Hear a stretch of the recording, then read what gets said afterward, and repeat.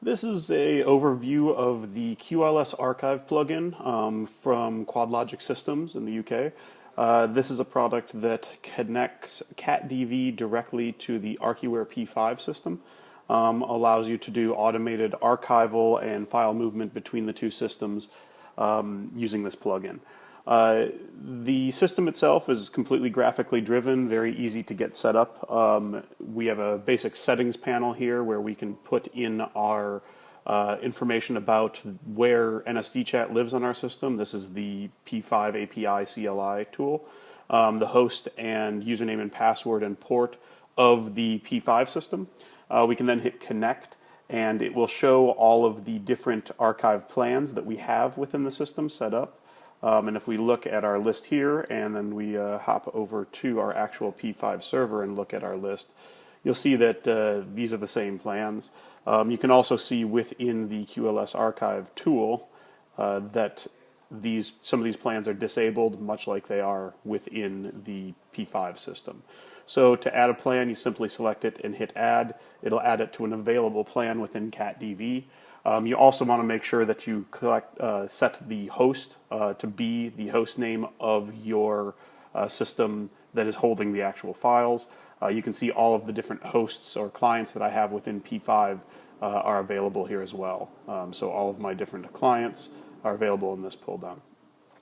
Also, you're going to want to make sure that you locate your CatDV worker node CLI tool. This is done by clicking the Browse button, going to your CatDV worker folder, and making sure you select the CatDV tool. Once that's done, you can run a pre-flight. Pre-flight will automatically add actions to your worker node to get things set up from the CatDV side of things, and it will also automatically add the plugins into CatDV itself so that you can perform the archive actions. We have a logging tab which goes over some of the logs that we use within the system. And then licensing and version information. So once we've got everything set up here within the QLSArchive tool itself, we can actually just minimize that tool. We have to make sure it's running for the system to work, and we can hop over into CatDV. What you'll notice now within CatDV is I've got a new tab here that I've created called QLSArchive, and when I select an asset within CatDV, I can see the information about that asset, and I can see what the archive status is as well. I've archived a few files already, so in this case we can see that this file in particular was archived to barcode 10054 and 10055, so actually two different tapes that that clip was archived to. And you'll actually also notice that right now I've got a clip that the job has started, but I don't have information back, and it says that it's pending. That's because if we hop over into my P5 system, we can actually see that we're waiting for the feedback from that particular job. As soon as the P5 job finishes and completes, we periodically run and look at the information from those, bring that information back. You'll also notice that we've got a couple of new options as far as menu items within CatDV itself. So we can select a few clips that we want to actually archive, and then we can go up into Tools and we can do Move to Archive. Move to Archive is going to take the content that we've selected, submit it for archive, and then once the archive is successful and we've tracked all that information on tape, we're actually going to delete the high-resolution media off the CatDV system. We can do a Copy to Archive. Copy to Archive is going to take all of the content that is set up for archival, move it to the Archiware P5 system, but also leave the high reses online. We've got a retrieve option, so if the content is on tape but not online, this will restore that information. We've got a purge, so if the content is in the archive and online and we simply want to delete that information, we can do that. And then we've got an info tab that'll give us information about the archive status of any clip.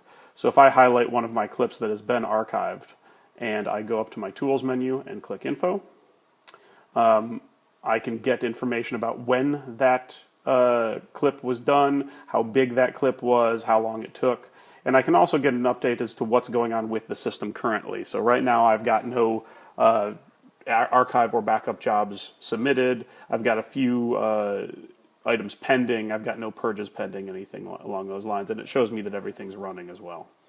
All of these menu items that are in the Tools menu are also available if you simply right-click on a clip. So if we right-click on a clip, we can now see Move to Archive, Copy, and we can get the archive history of an existing clip as well, which we don't have in the Tools menu. So for any file that has been archived, we can right-click, get Archive History, and select it, and it will show us exactly the work or job that happened, when all that content happened, when, what day, time, so on and so forth, which tape, so all the information you might need. So let's go ahead and actually submit a new archive job here. So I will grab a couple of clips here, and I will say, let's copy these to the archive. You can see it brings up and validates all the files, makes sure that all the information about this file is brought up. In the ArcStore column, if the file has already been archived, we get information about that. If we have any files that are invalid or can't be archived because they can't be found or are unlinked, we can see that very quickly before we submit the job. And we can see system status. You'll also notice down here we've got a project archive, and it's got the archive plan number. This equates to the plan number within Archiware P5. So when we look at our plan, it's 10005. We can associate multiple archive plans with different rule sets to go to different tape sets and make those available within CatDV. I simply have one set up right now, but we could have multiple. So I'm going to go ahead and submit that job. It's going to automatically update information about those clips and publish those changes to the CatDV server. And if we hop over to our worker node now, we'll see within a few seconds that those clips are going to come through. So now those clips are being submitted for archival queue. The archive command has been sent. You can see that the job copy to archive has been loaded. And once all of those queries are done, within a few minutes here, we will see that our job is getting submitted into Archiware.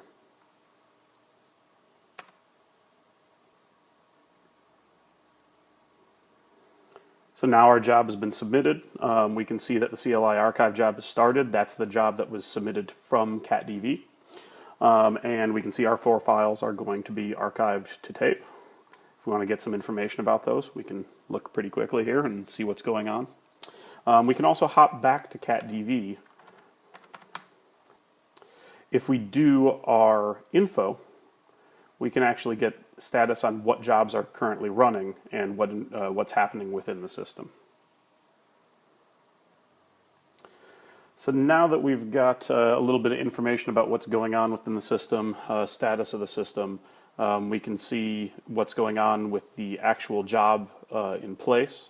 We can get some information regarding that, and we can see that that job is still running over here in the background from the Archiware side of things. Archiware fully supports things like tape cloning, so in this particular case I'm actually writing every piece of data to 2 different tapes, so I can take one tape off-site, bring one tape on-site. So let's wait for this job to finish really quickly.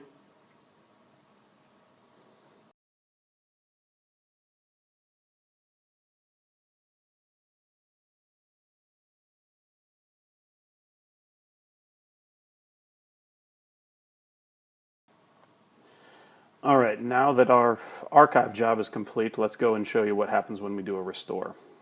So now that we've got some content within our CatDV system that has been archived, we can find any content within the system. And we can even create smart lists for this as well. So because these fields are accessible and we can get information about them, we can save a filter that shows me all of my archived content, or if we just go into here and look at our fields associated with this, or arc state field, we can then very easily determine which files are in the archive, which files are out of the archive, do batch restores. In this case, I'm simply going to restore this file. So I'm going to right-click here, and I'm going to say retrieve. And it's going to say this is going to be processed as a retrieval.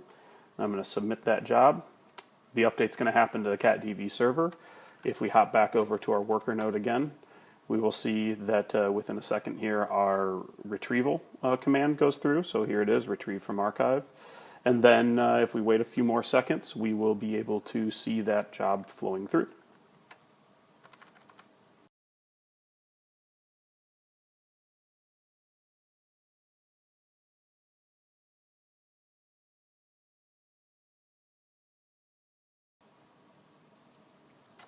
And here you can see I tried to restore a file that was actually already online. So the restore job went through, it was submitted through P5, came back with an error because that file is already online. Now if I wanted to, I could use the QLSArchive plugin to purge that file and then do a restore. So let's do that. So I take this file, I right click and do a purge, and I hit submit. Now that file has been purged. We can see that the purge from system worker node command came through. So now we've got the file purged from the system. If we want to take a look at what that actually looks like, we can take a look here and see that when we actually go to do this, we actually export an XML file to a location, and then our QLSArchive system actually purges that file appropriately from the system and then updates the server. So within a minute or so here, our high-res movie is going to go offline, which it has now. So you can see only our proxy is online, and you can see our archive state now is set to purged within the system. If I want to now, I can go to retrieve, and I can hit submit. Again, we can watch our worker node. The worker node now will show that we have submitted a new retrieval command. And now we just wait for the queue to catch up, and that retrieve command will flow through into Archiware.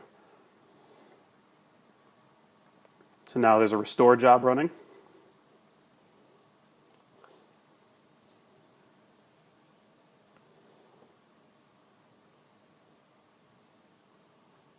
And this time the restore job was successful, and we have no errors because the file is no longer online. So hopefully this gives you a brief overview of the capabilities of the QLSArchive plugin. If you have any further questions, please contact your local CatDV dealer or Archiware dealer, and they'd be happy to help you. Thanks.